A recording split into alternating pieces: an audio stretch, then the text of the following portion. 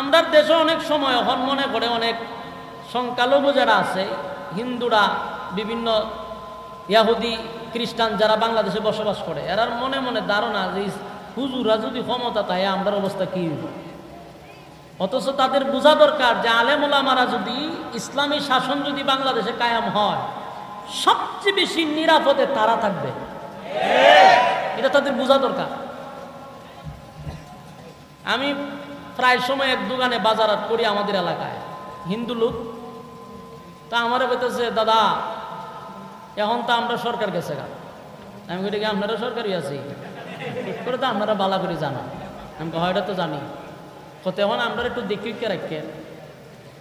আমি বলি অতদিন আমরা দেখছে কেনা আপনারা যে বাংলাদেশের তাই এখন আপনারা সংখ্যা লঘু। আমি তো এই 15 বছর 16 বছর অ্যানালাইজ করে দেখলাম যে বাংলাদেশে যদি সংখ্যালঘু থাকতে থাকে তাহলে আলেম ওলামার সে সংখ্যালঘু আর কেউ নাই, ঠিক নেই?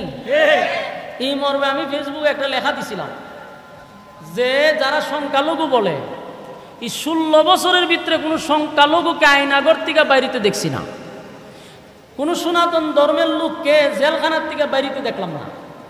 কিন্তু 16 বছরে হাজার হাজার আলেমকে ফাঁসি দেওয়া হয়েছে এবং আইনাগর থেকে বাইর করা হয়েছে। বাংলাদেশের সংখ্যালঘু কারা, বিষয়টা তো বোঝা দরকার। আমি তাদের উদ্দেশ্যে বলবো, যদি ইসলাম ক্ষমতায় আসে তাহলে সর্বদলীয় এবং বাংলাদেশে যত ধর্মীয় এখানে বসবাস করে, যে কোনো ধর্মের হোক, সবচেয়ে বেশি নিরাপদ হবে যদি বাংলাদেশে ইসলামী হুকুমত কায়েম হয়। কারণ ইসলাম আমাদেরকে শিক্ষা দিছে।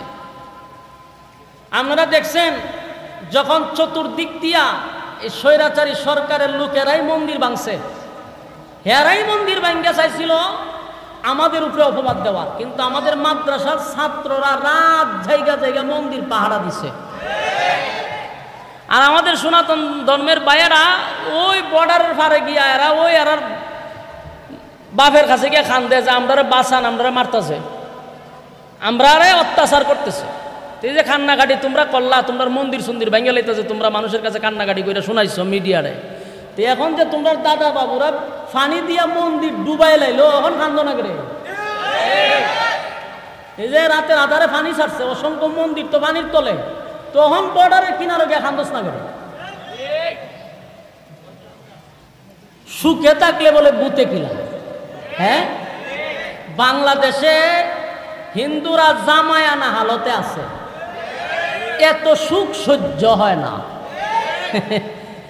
বুতে কিলাইতেছে। এক ইহুদি এবং এক নামদারি মুসলমান, দুইজন ব্যক্তির মধ্যে একটা ঝগড়া লাগছে।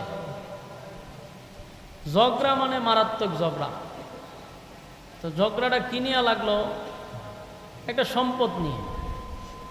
ধরুন একটা এক্সাম্পল, একটা মোবাইল এক্সাম্পল দিতেছে, ওই সময় তো মোবাইল আসছিল না। তো মনে করেন ইহুদি ব্যক্তি বলতেছে যে জিনিসটা আমার, নামদারি মুসলমান যে ব্যক্তিটা সে বলতেছে যে না এটা আমার। এই নিয়ে দুইজনের মধ্যে দ্বন্দ্ব।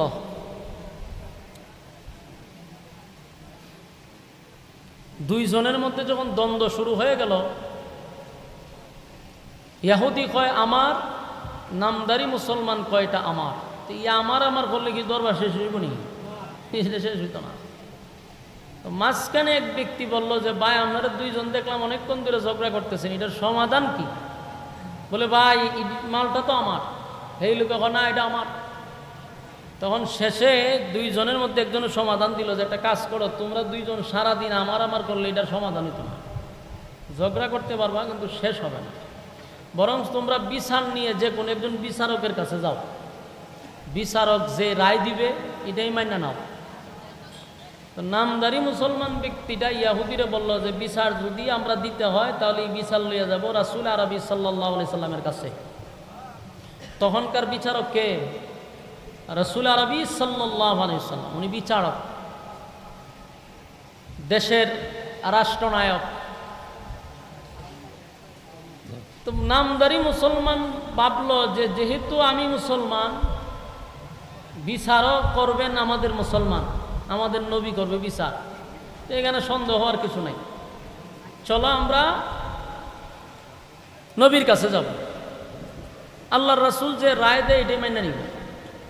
ইহুদি ব্যক্তি বলল যে অসুবিধা নাই, তোমার যেখানে মনে চায় এখানে বিচার লইয়া যাও, তবে তুমি নবীর কথা বলছো এতে আমি খুশি হয়েছি, যদিও আমি মুমিন না, আমি একজন বেঈমান ইহুদি, কিন্তু আমার এটা ইয়াকিন আর বিশ্বাস যে মুসলমানের বিচারটা হয় সঠিক। আমার কথা আপনারা বুঝেননি? আওয়াজ কি স্পষ্ট আপনাদের কান পর্যন্ত যায়নি? তো মাঝে মধ্যে একটু হা না কইয়েন, এইভাবে যদি বুবার মতো কইয়া থাকেন তাহলে আমার কথা বলার আগ্রহ নষ্ট হয়। আমি মনে করি যারা মনে কথা বুঝতেছেন যে আর একটা কথা বলার আগ্রহটা করতে গাইতো, এই জন্য একটু হা একটু কইরেন, এত গুণ হইতো না। এই ফ্যানটা একটু সরাই দেন, এটা এখানে ইয়ে করতেছে, একটু সরাই দেন, আর হুজুরের দিকে দেন। সম্মানিত শুধু মনোযোগ দিয়া কথাগুলি শুনেন, যদি আপনারা প্রথম দিক দিয়া মনোযোগ দেন তাহলে শেষে কথা বুঝতে সুবিধা হবে। প্রথম যদি মনোযোগ না দেন তাহলে শেষের কথা বুঝতে কঠিন হবে। দুই ব্যক্তির মধ্যে যখন ঝগড়া হলো তখন নামদারি মুসলমান ব্যক্তি বিচারক কারে বাচ্চা নিল? আপনারা সামনে ওয়াজ করুন আর গুরুস্থানও জিয়ারত করুন, দিয়ে কত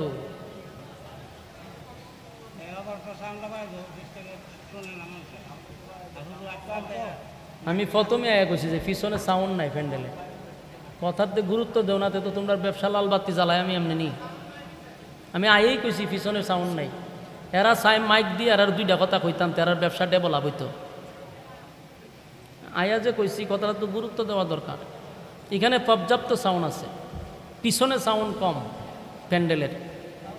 এখন বাড়ছে? হ্যাঁ বাড়ছে নি? ও আমি আসার সময় দেখছি সাউন্ড নাই। তোমরা কইলে কথাটা গুরুত্ব দিতে হয় এবং নিজে হাঁটতে হয়। এখন বোঝা যায় না এটা কেড়ে করে সাউন্ড কম ওকে, কথা বুঝতেছেন? এখন হাতরাও হাতরাও, এই কতক্ষণ পরপরই তেতা করে আমার সেথায় সাউন্ড বাড়াই দিলে অসুবিধা নাই। আপনারা না বুঝলেও আমার জানাইবেন। বলুন তো দেখি, দুই ব্যক্তি ঝগড়ার মধ্যে বিচারক কারে বাচ্চা নিছে? রাসূলরে বিচারক বাচ্চা নিছে। প্রতিটা কথা আপনি একটু মনোযোগ দিয়ে যদি শুনেন আশা করি কথা বুঝবেন।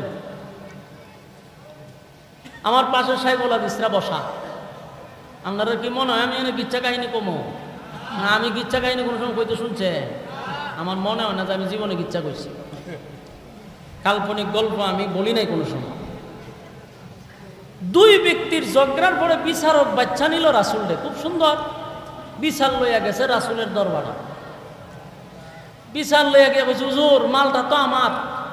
ইহুদি কয়, হুজুর মাল আমার। নামদারি মুসলমান ব্যক্তি কয়, না হুজুর মালটা তো আমার। তখন বলুন তো দেখি, রাসূলের বিচার আর আমরা বাংলাদেশের শেখ হাসিনার বিচার কি একরকম? শেখ হাসিনার বিচার দেখছি দর্শন করছে একজনে, মিডিয়ার সামনে দাঁড় করাইছে আরেকটারে। আমি একবার এক দর্শকের ছবি দিকে আমার ৮০ আছে। মহিলার বক্তব্য হইল, মেয়ের বক্তব্য হইল, জোরপূর্বক তারে দইরা দর্শন করছে। পরের দিন মিডিয়ার সামনে যারা খাড়া করছে, এটা পূর্ব চিনা না পশ্চিম চিনা না, এটা দুই ফাও দিয়া বালা করে খাড়িতে পারে না, এর কয় দর্শক, দর্শনকারী, মানে মোটামুটি একটা বুঝ দিয়া দিছে। তাহলে দর্শন করে এক ব্যক্তি, বিচার করে রাস্তার প্রতিবন্ধীদেরকে। রাসূলের বিচার আর শেখ হাসিনার বিচার কি একরকম? আল্লাহর রাসূল বললেন ঠিক আছে, জিনিস একটা, দাবি হইল দুইজনের, তাহলে এটার একটা তদন্ত হওয়া দরকার। তদন্তের লাগে আবার মনে করেন এসপি হারুন রে পাঠাইতো না। আমরা মাশাআল্লাহ এসপি হারুনের তদন্ত দেখছেন নি? তো রাসূল সাল্লাল্লাহু আলাইহি সাল্লাম বলল যে জিনিস একটা, দাবি দুইজনের, তদন্ত না নিয়ে তোর এটা চূড়ান্ত সিদ্ধান্ত নেওয়া যেত না। তুমি আমার দলের এই কারণে যে তোমার প্রতি রায় দিয়ে দিব, এটা ইসলামের বিচার এরকমটা না। রাসূল তদন্ত নিছে, তদন্ত নিয়ে দেখে আসলে জিনিসটা ইহুদি ব্যক্তির, মুসলমানের না। বলুন তদন্ত নিয়ে মালটা কার পাইছে? ইহুদি ব্যক্তির মাল। এটা আসলে ওই নামদারি মুসলমানের না। রাসূল রায় দিল যে আমি যতটুক তদন্ত নিলাম একদম 100% এই মালটা হইল ইহুদির। তাই বিচারের রায় গেছে ইহুদির পক্ষে। মাল পাইল কে? ইহুদি। বিচার পাইছে ইহুদি, বাস মাল লইয়া যাইতেছে। রাস্তার মধ্যে এই নামদারি মুসলমান ইহুদিরা আবার আটকাইছে। আটকায় কারো আমি বিচার মানি না। নাউজুবিল্লাহ কি বাড়ি কিয়া কইবে? বিচার মানি না যে কইছে, বিচারটা করছে কেডা? রাসূল বিচার করছে। হে নিজের দাবি করে মুসলমান, হে কয় বিচার আমি মানি না। তা আমি শুরুর থেকে একটা কথা বলছিলাম যে নামদারি মুসলমান। একবারও কি ডাইরেক্ট মুসলমান কইছি? নামদারি মুসলমান। এই জন্য কইছি প্রতিটা কথা বোঝা দরকার। হে রাস্তা তাইয়া কয় যে মাল এটা আমার। ইহুদি কয় বেটা তোর কথা অনুযায়ী বিচারকের কাছে গেলাম, তোর নবীর কাছে গেলাম, তোর নবী বিচার কইরা মালটা দিল আমারে, তুই রাস্তাতে এখন বিচার মানস না।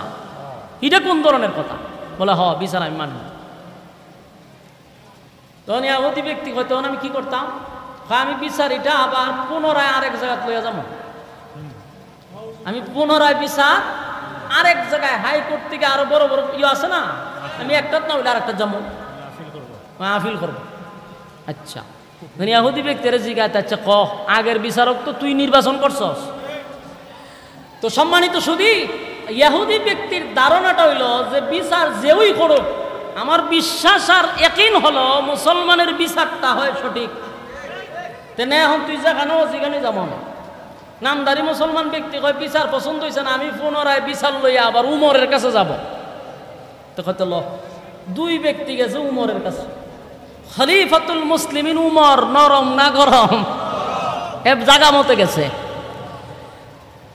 উমর রাদিয়াল্লাহু তাআলার কাছে গিয়া কইতাছে হুজুর আমরা একটা বিচার লই আইছি, আপনি এটা সমাধান দিলে আমরা মেনে নিব। উমর রাদিয়াল্লাহু তাআলা কইছে ঠিক আছে, তো তোমরা সমস্যাটা কি বলো। এর মধ্যে ইহুদি ব্যক্তি কয় হুজুর দাঁড়ান আমার একটা কথা আছে। বলে তোমার কি কথা? বলে এই বিচার আপনার কাছে আসার আগে আপনার নবী মুহাম্মদুর রাসূলুল্লাহ সাল্লাল্লাহু আলাইহি সাল্লামের কাছে বিচার লইয়া যাওয়া হয়েছে।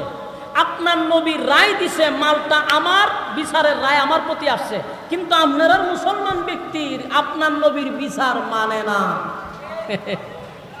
কার কাছে কইছে বুঝুন না আপনারা? হযরত খলিফাতুল মুসলিমিন উমর নামদারি মুসলমান ব্যক্তিরে জিগাইল ঘটনা কি সত্য রে? জি সত্য। তার মানে এই বিচার আগে রাসূলের কাছে গেছে? বলে জি। রায় দিছে কারে? বলে হেরে। তো তুই আমার কাছে আইছত কে রে? বলে না আপনার বিচারটা আমার দরকার। বলে ঠিক আছে জাগা মতো আইসস। তো তোরা দুইজনই কেন খারো, আমি একটু ঘর থেকে আই। হযরত উমর ঘরের ভিতরে ঢুকছে, ঢুইকা একটা কুলা তরবারি হাতে নিছে। হাতে নিয়ে দরজার সামনে আয়া দুই ব্যক্তির মাঝখানে দাঁড়াইছে। দাঁড়ায়া বলছে রাসূল আরবি সাল্লাল্লাহু আলাইহি সাল্লাম বিচার করার পরে যার পছন্দ হয় না পুনরায় বিচার নিয়ে আমি উমরের কাছে আসছে সমাধানের জন্য। আমি উমরের রায় হলো তার বডির থেকে মাথা আলাদা করে দেওয়া। একটা সেদ মারছে, একটা ডাইরেক্ট বডির থেকে মাথা উড়াই দিছে। এই হলো উমরের বিচার। আপনারা আমার কথা বুঝে? এর রাসূলের বিচার পছন্দ হয়েছে না, আইসি উমরের কাছে। তো উমরে কয় আমার বিচার হইলো তোর বডির থেকে মাথা আলাদা করে দেওয়া। আলাদা করে দিছে, এক সেদ মারছে, জাগাত শেষ।